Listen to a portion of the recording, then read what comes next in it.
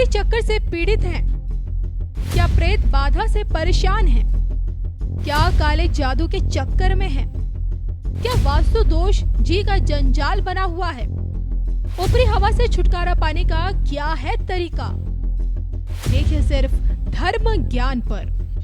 नमस्कार, धर्म ज्ञान के दर्शकों का स्वागत है। कविता राणा और एक बार फिर मौजूद है राजपुरोहित मधुर जी। मधुर जी, स्वागत है आपका। सादर नमस्कार। अमूमन कभी कभी हमें ऐसा एहसास होता है कि हमें कोई देख रहा है। आप इसे नेगेटिव एनर्जी कह सकते हैं, भूत कह सकते हैं, पिशाच कह सकते हैं, कुछ भी कह सकते हैं। नेगेटिव एनर्जी जो आपको अंदर ही अंदर डरा रही है। लेकिन इसके पीछे का कारण क्या है? क्या इसके पीछे का कारण वास्तु दोष है?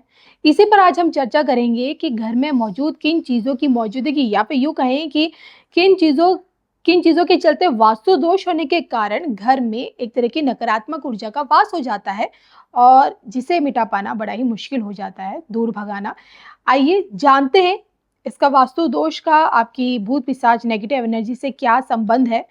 सबसे पहले मधुर जी, मैं आपसे जानना चाहूँगी कि क्या भूत पिशाच नेगेटिव एनर्जी ये सारी चीज़ें एग्जिस्ट करती हैं आज के इस समय में? एक तरंग होती है, जिस प्रकार मोबाइल फोन में नेटवर्क आता है, टावर दूर रहता है जी। लेकिन किसी भी स्थिति में कहीं भी आप रहेंगे तो उस फोन में नेटवर्क मिलता है। जब जब मनुष्य की या किसी गर्भ नष्ट होने से लेकर के और उसकी कम आयु में, अल्प आयु में जो मृत्यु होती है, वो व्यक्ति प्रेत आत्मा बनता है, ऐसा गरुड़ पुराण कहता है। जब वो प्रेत योनि में जाता है तो उसकी नकारात्मकता, क्योंकि प्रेत योनि में गया हुआ व्यक्ति वो सदैव दर दर भटकता रहता है, वो अपनों को ही प्रताड़ित करता रहता है। और जब वो प्रताड़ित करता रहता है, पीड़ित करता रहता है, तो ऐसे में व्यक्ति क्या करता है, वो दवाइयों पर निर्भर हो जाता है। उसको ये महसूस नहीं होता कि समस्या या रोग कहाँ से आ रही है। जब जब आप किसी नेगेटिविटी, नकारात्मक ऊर्जा से, एंजाइटी से, या आप बहुत बुरी किसी ऐसी सोच से जब आप ग्रसित होने लगते हैं, तो आपके पास लंबे अवधि तक अगर वो चीज़ें चलती रहती हैं तो एक बीमारी बन जाती है, जिसका नाम आजकल लगभग 100 में से 99 लोग माइग्रेन और एंजाइटी से भरे रहते हैं। ये तमाम प्रकार की ऐसी नकारात्मक ऊर्जा है जो कि व्यक्ति को, मानव को तमाम प्रकार से वो टारगेट करती है और दोबारा ले जा करके वो एंजाइटी और माइग्रेन बना देती है। आजकल लोगों को सर्वाइकल भी होता है, आपने ध्यान दिया हो, सर्वाइकल भी उसी कारण से ही होता है, क्योंकि जब ऐसी नकारात्मकता शरीर पर हावी होती है तो वो पहले आपका सिर और गर्दन भारी करेगा, बिल्कुल आंखों के नीचे खूब डार्क सर्कल बनाएगा, आपको क्रोध आएगा, एकांत रहने की ज़रूरत होगी आपको बहुत ज़्यादा, एड़ी पंजों में, कमर से रिलेटेड आपको दर्द होने लगेगा। ऐसी तमाम प्रकार की विकृत परिस्थितियों को वो खड़ा करने लगता है। ये नकारात्मकता जब मनुष्य को सताने लगती है तो व्यक्ति समाज से, परिवार से, और अब वो अपने घर से भी वो दूर जाने लगता है। ऐसी नकारात्मकता होती है, 1000% सच होती है, और ये शास्त्रीय मत पुराणों में भी पहले भी था, आज भी है। आपने श्रीमद् भागवत महापुराण में धुंधकारी और गोकर्ण की कथा सुनी होगी। गोकर्ण के पिताजी आत्मदेव नाम था उनका, बहुत बड़े ब्राह्मण थे, बहुत बड़े विद्वान थे वो। लेकिन वो, उनकी पत्नी धुंधली, उनको फल ला करके दिया गया, वो फल गाय को खिला देती हैं, गाय से गोकर्ण पैदा होते हैं, और वो जो पुत्र धुंधकारी है वो उनकी बहन का पुत्र आता है। जब उसको वैश्यावृत्ति में संलिप्त हो जाने के बाद धुंधकारी को मार दिया गया, तब वो एक ऐसा प्रचंड प्रेत बना कि गोकर्ण ने सभी तीर्थों पर श्राद्ध कर्म किया, पिंडदान किया, लेकिन वो प्रेत योनि से मुक्त ही नहीं हुआ। अंततः श्रीमद् भागवत महापुराण का जब वाचन किया गया, जब उसका श्रवण किया गया, तब जाके प्रेत योनि से धुंधकारी मुक्त हुआ। तो ये प्रेत योनि, ये प्रेतात्मक स्थिति, नकारात्मक ऊर्जा, ये वास्तविक रूप से प्रत्येक घरों में, प्रत्येक मानव में ऐसी स्थिति छिपी होती है। आप कितना उसको आध्यात्मिक करके उसको पॉजिटिव बना रहे हैं। मतलब एक व्यक्ति के अंदर तमाम प्रकार का ऐसा जो है, मतलब वो कब कौन से इमोशंस में आ जाए कोई पता नहीं रहता। इसीलिए अपने इमोशंस को, अपने भावनाओं को कंट्रोल में करने के लिए हम आध्यात्मिक होते हैं। जब हम आध्यात्मिक हो जाते हैं तो हमारे अंदर की जो ऊर्जा है, जो निकल रही है, जो तरंग निकल रही है, वो संपूर्णतः आध्यात्मिक दिशा में जाने लगती है जी। तो घरों में इस प्रकार से ये जो आपने प्रश्न उठाया, जैसे व्यक्ति कहीं आ जा रहा है या बैठा हुआ है तो ऐसा महसूस होता है जैसे बगल से कोई चला गया, या ऐसा महसूस होता है जैसे मेरे शरीर पे कोई है या पीछे है। तो इस तरीके की आजकल घटनाएं ये आज से नहीं है, आदि से ही हैं। ये घटनाएं, घटनाक्रम उन लोगों के साथ ज़्यादा होता है जो वास्तविक रूप से नकारात्मकता के एक घनघोर शिकारी हैं।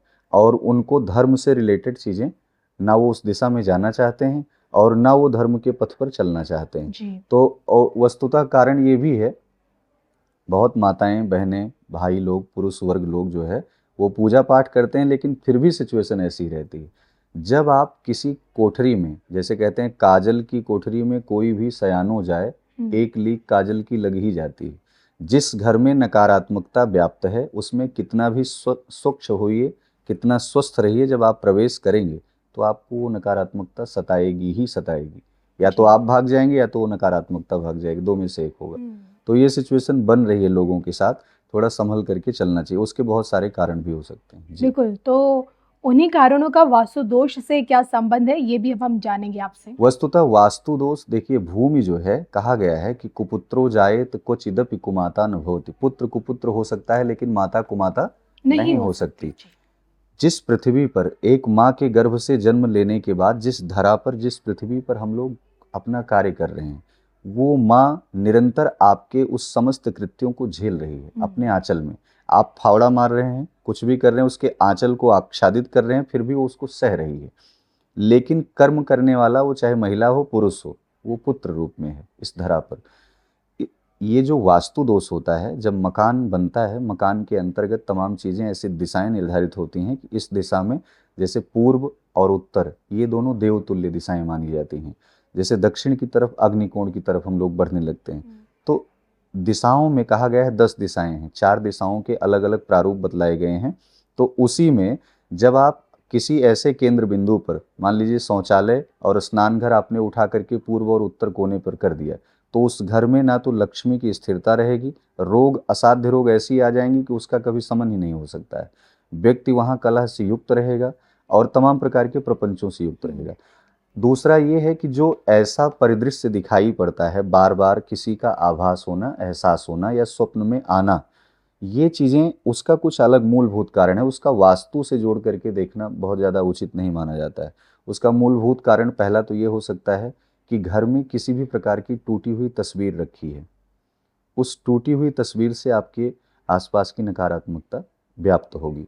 दूसरा ये, आपके दीवार पर बंद घड़ी लगी हुई है, तब भी आपके यहाँ नकारात्मकता उतनी ही व्याप्त होगी। तीसरा ये, कोई मृतक ऐसा है जो आपके पूर्वज हैं, उनका कपड़ा रखा हुआ है और उनका बिस्तर रखा हुआ है, उससे भी आपको ये आसपास चीज़ें दिखाई, क्योंकि उनकी आसक्तियाँ उसमें जुड़ी हुई हैं।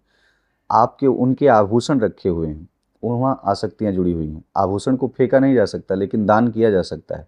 किसी को दान कर दीजिए, मंदिर में दान कर दीजिए, भगवान को पहना दीजिए, वो प्रसाद हो जाएगा। ऐसे में अगर आप अपने बिल्कुल मुख्य दरवाजे पर जूते चप्पल का स्टैंड बनाते हैं, तब भी वो नकारात्मकता आपके घर में प्रवेश करती रहती है। ऐसी तमाम प्रकार की चीज़ें हैं जिनके रहने पर, बहुत सारे लोग किचन में डस्टबिन उठा के रख देते हैं, जिस कमरे में सोते हैं उसी में अपने पितरों की फोटो लगा देते हैं, पूर्वजों की। इन चीज़ों से बचना चाहिए। जब जब आप ऐसी परिस्थिति का निर्माण करेंगे, तब तब ऐसी परिस्थितियां आपके आसपास दिखाई पड़ेंगी और आप असहज अवस्था में हमेशा रहेंगे। ऐसा लगेगा जैसे कोई चल रहा हो। इससे बचने के लिए बहुत सारे ऐसे उपाय बतलाए गए हैं। उपाय ये है कि आप इन चीज़ों को उपयोग में मत रखिए, बंद घड़ी मत रखिए, डस्टबिन उठा करके आप किसी ऐसे केंद्र बिंदु पर रखिए जो किचन में ना हो, नहीं तो जितना भोजन बनाएंगे वो रोग पैदा करेगा। जब आप जूते चप्पल का स्टैंड बना रहे हैं, किसी बालकनी की तरफ आप उसे ले जाएं, खास करके पश्चिम दिशा की तरफ आप लेकर जाने का प्रयास करें या दक्षिण में रखें। और यदि ऐसे वस्त्र पड़े हुए हैं तो किसी को दान कर दें या प्रवाहित कर दें। ऐसी परिस्थिति अगर घर में बहुत लंबे अवधि से बनी हुई है तो सरसों के तेल का दीपक अमावस्या के दिन चौमुखी दीपक जला करके आपको मध्य आंगन के मध्य में अवश्य रखना चाहिए। इससे वो नकारात्मकता अपने आप अमावस्या के दिन ही उसी रात्रि में वहाँ से दूर भाग जाती है और घर स्वच्छ हो जाता है। प्रयास करें कि भगवान विष्णु की शेष की सैया पर लेटे हुए लक्ष्मी चरण दबा रही हैं, ऐसी प्रतिमा को अपने घर में ला के रखें और खूब सेवा करें, इससे वो नकारात्मकता दूर हो जाएगी। चलिए, तो उम्मीद तो करूँगी ही, साथ ही जैसे कि राजपुरोहित जी ने जो भी बातें बताई, वाकई में बहुत ही ज़्यादा दिलचस्पी भी है, बहुत ही ज़्यादा दिलचस्पी है और लाभदायक भी है, फ़ायदेमंद भी है। और इसी के साथ इजाज़त दीजिएगा। नमस्कार। नमस्कार।